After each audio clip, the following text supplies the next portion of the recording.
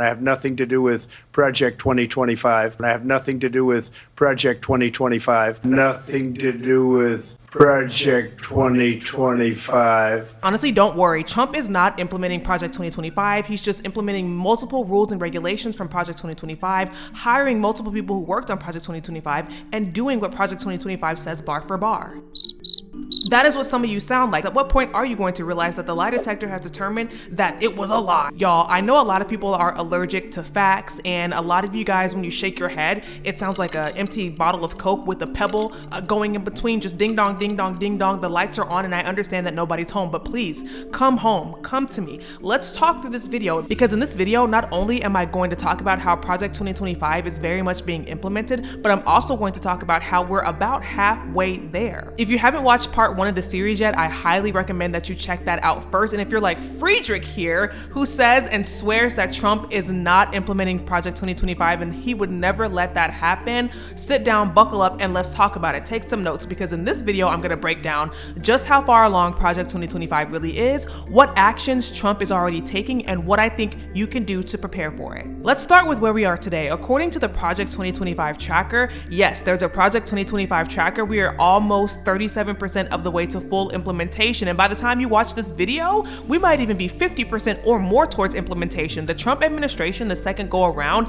you can say a lot of things about the administration, but one thing you cannot call the administration is slow. They're moving things out very quickly and implementing their policies much faster than they did in Trump 1.0, and you can expect that to continue happening. I mean, it's only been about 2.5, not even 3 full months, and it feels like it's already been a lifetime. So how did we get here? Let's look specifically at some key events that took place since Trump took office. So on day 1, Trump signed an executive order reinstating the Schedule F plan, allowing him to fire thousands of federal workers and replace them with loyalists. On day 2, his administration banned DEI, diversity, equity, and inclusion. That might have even been on day 1. Initiatives throughout all federal agencies. And the first week, his administration cut funding to U.S. aid, one of Project 2025's major targets. By the second month, Trump's Department of Education nominee, Linda McMahon, confirmed that her goal is to eliminate the Department of Education altogether. Department of Education, you are absolutely in danger, girl. And on an ongoing basis, they have blocked student loan forgiveness with plans to privatize all federal student loans entirely. And I want to say here that if the Department of Education disappears, so should my student loans. So one of the clearest indicators I think that Project 2025 is already in motion is U.S. aid being eliminated, the United States Agency for International Development. Project 2025 is explicitly and has explicitly targeted U.S. aid, calling it a leftist organization and demanding that it be completely overhauled. And people have differing feelings about this. Some people are like, great, why are we spending all this money on foreign nations when you should be spending the money at home? However you feel about it, just know that for the most part, baby, it's done. Dead, D-E-D. When I say dead, I mean D-E-D, dead. If we're already about 37% there, what's next? To figure that out, we can just listen to Donald Trump himself. We have a dream, and you know what the dream is? We're going to move the Department of Education. We're going to move education into the states, so that the states, instead of bureaucrats working in Washington, so that the states can run education. Big objectives are going to be actually eliminating the Department of Education, privatizing student loans entirely, expanding law enforcement's role in immigration, and reshaping the media landscape to, in my opinion, favor conservative outlets. Now, Project 2025 doesn't just call for cutting funding to public schools, it explicitly states the Department of Education is a one-stop shop for the woke education cartel. For the sake of American children, Congress should shutter it and return control of education to the states. Mind you, education is already controlled by the states, but who cares about facts in 2025, right? It's about feelings. And guess who Trump has tapped to run the Department of Education? Linda McMahon. Now, you might not know who Linda McMahon is, and if you don't know, congratulations, I'm happy for you, and I'm so sorry that I'm going to have to ruin your life with this next upcoming segment of the video, but Linda McMahon is the former WWE executive. In an interview, McMahon McMahon said, "The president couldn't be any more clear when he said he wants me to put myself out of a job." Let's delve a little bit deeper into whether education belongs to the state, because it's already controlled by the states, like I said earlier. But the Federal Department of Education exists more to enforce civil rights protections in schools, provide funding for low-income and disabled students, and ensure that public education meets basic national standards. But under Project 2025, that's going to be gone. Now, there have been discussions about whether Trump is going to sign an executive order to eliminate the Department of Education, but surprise, surprise, he's not going to be able to do that. And his team has probably already figured that out. My guess is that they were going to try to get this done via executive order and figured out that there are still laws in this country. Barely. I mean, we learned about the Constitution in law school. I don't know why, because at this point, it's a suggestion. Realistically, he doesn't need an executive order. If he's going to hire somebody to shut the department down, you don't need an executive order to shut down the Department of Education when you can just hire somebody, or nominate somebody, Linda McMahon, who is going to fire, Department of Education workers, which is what we've seen happening this week. If you're going to say, I don't have to shut down this department, I'm just going to fire everybody who works in the department so that there is no department anymore, well, then there you go. You don't need an executive order to do that. So what you see Donald Trump doing here, and what you've seen him doing consistently, especially in Trump 2.0, is thinking about new ways to get around those pesky little legal issues that he might come into contact with, such as appointing or nominating Linda McMahon to eliminate the Department of Education, doing what he can do, however he can do it, without going against congressional authority, even though he pretty much has Congress in the bag anyway. But I thought that was certainly interesting, because people keep saying, oh, he can't do this, he can't do that. The Constitution says this, the Constitution says that. We talked about this with birthright citizenship, right? They're not saying that you needed a constitutional amendment, rather, to change birthright citizenship. They're saying instead, because they know that it's going to be so hard to argue that the Constitution needs to be amended, and it's just not going to happen. They don't have the votes to do that. So they're saying instead, well, actually, the Constitution doesn't say what you think it says, and what it's always said, and what we've interpreted it to say, for 150 plus years, right? So you see them taking these different angles to get around what the Constitution says, what the law says, what judges say, and what congressional authority is supposed to say. Welcome, folks, to the new Trump administration. And we can't talk about the Department of Education without also talking about student loans. And I know a lot of people are like, my student loans are between Jesus, okay? God paid it all. Jesus paid it all when he died on the cross for my sins. Let the church say amen. But Project 2025 said, no, baby, Jesus didn't pay your student loans. And in fact, you will absolutely be paying those loans. So Project 2025 talks about privatizing student loans, basically so that the federal government is no longer a guarantor for your student loans, so that when you don't pay your student loans, the federal government isn't taking the blow, taking the hit of not getting their money back. Project 2025 also talks about ending income-driven repayment plans and eliminating pretty much all forms of student loan forgiveness. And what do we see happening, right? We see the income-driven repayment plan is actually on pause right now. And Project 2025 also talks about loan forgiveness is nothing more than a campaign promise to buy votes. There should be no loan forgiveness, period.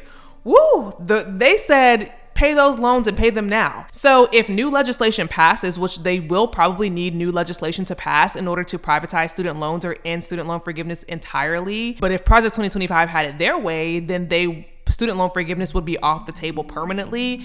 Some people probably do like this. I think this is a 50-50, but I do think that ultimately what Project 2025 talks about is if they can't eliminate student loan forgiveness entirely because existing legislation doesn't allow them to, they say essentially that the only reason forgiveness would still exist is because the law currently requires it after 25 years. So after 25 years, the laws essentially currently require your student loans to be forgiven if you've made the payments and qualifying payments after 25 years. But they're working on changing that too. I mean, even just recently, Donald Trump has signed an executive order. And please, Donald Trump, if you see this, baby, put the pen down. We're tired.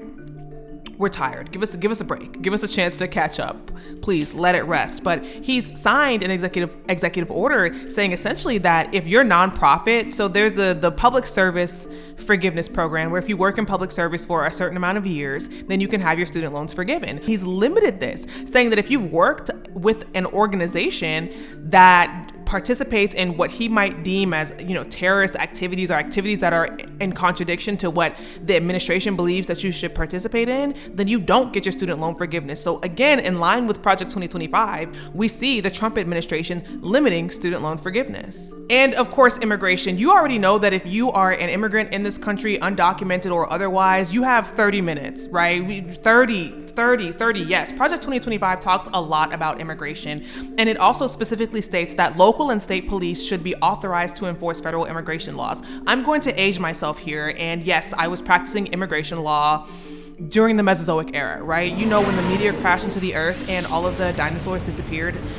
Yes, I was practicing immigration law at that time, and there used to be something called 287G, and I think it's still a part of the Immigration Nationality Act, but we called it 287G, just locally for short, when we were talking about jails who cooperated with ICE. So if you had a client who was undocumented, which if you practice immigration and criminal defense, you were absolutely going to have clients who are undocumented who get in trouble, for example. So they get in trouble for driving without a license and they get arrested, and they might resolve their criminal case, or they might not. They might just immediately get arrested and get transferred to ICE. That's what would happen. And even if they did resolve their criminal case, they would get transferred to ICE and they would have to deal with their immigration case. And if they got deported, then that was that, right? They would no longer have the criminal case. So at some point, jails in Atlanta were no longer cooperating with ICE. They just cut the contract, and other jails around the vicinity in the metro Atlanta area also weren't cooperating with ICE anymore either. And undocumented immigrants, when they were arrested, they could get arrested and get released, right?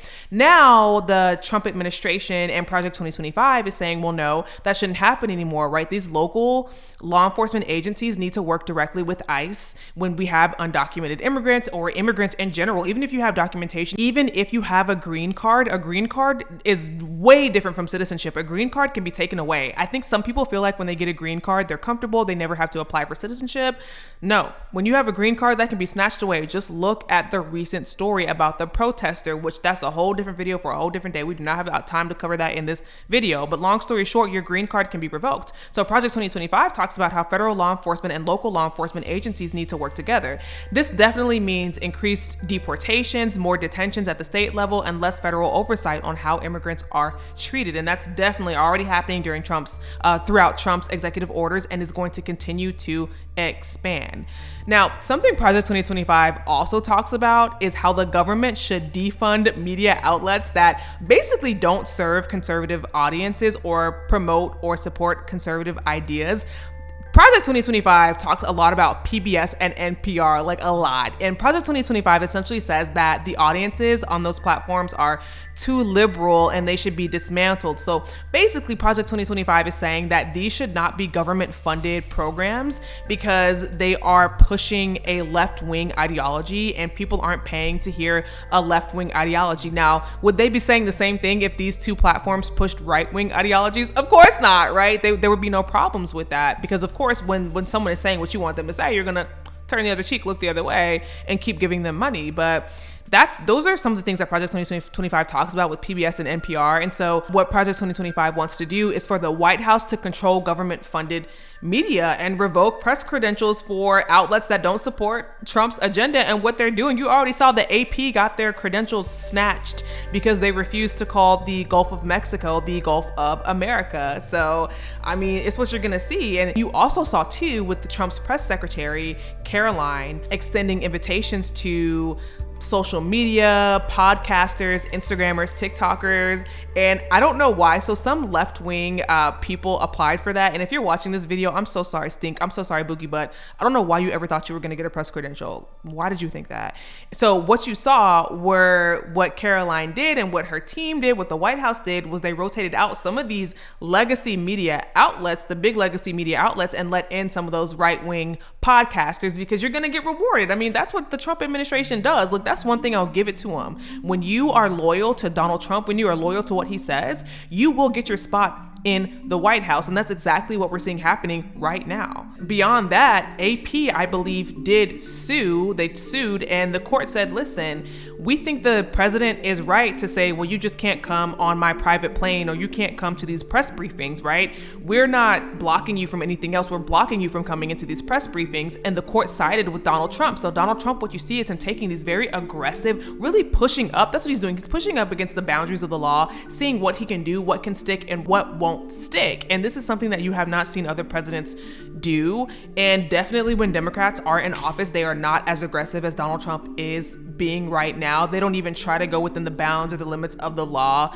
Again, a different conversation that we would have to have on a different day. But here's what I think happens next, you guys. You know, when JD Vance is appointed supreme dictator of America, you guys won't even have to worry about this because there will no longer be any elections. So you won't have to worry about voting in elections anymore. So this won't even be a problem.